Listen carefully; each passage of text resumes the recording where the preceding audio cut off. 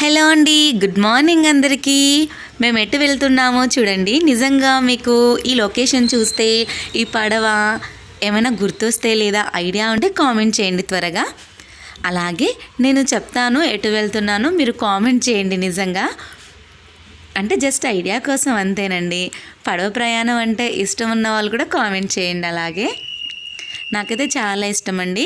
మేము ఎక్కడికి వెళ్తున్నామంటే కార్తీక నదీ స్నానం, ఇంకా కార్తీక దీపం నదిలో వదలాలి కదా.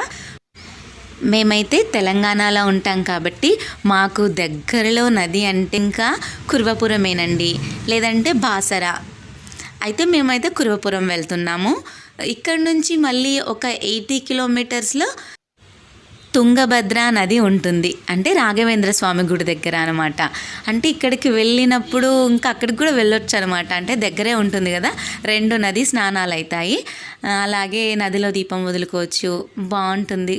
కుర్వపురం కూడా చాలా బాగుంటుంది. కుర్వపురం అయితే చాలా ప్రశాంతంగా ఉంటుందండి. అంటే ఇలాంటి గందరగోళం లేకుండా, ఎక్కువ జనాలు ఉండకుండా చాలా ప్రశాంతంగా ఉంటుంది. ఇంకా షాపింగ్ ఇలాంటి గొడవ కూడా ఉండదండి. చాలా ప్రశాంతంగా ఉంటుంది, జనాలు తక్కువగా ఉంటారు.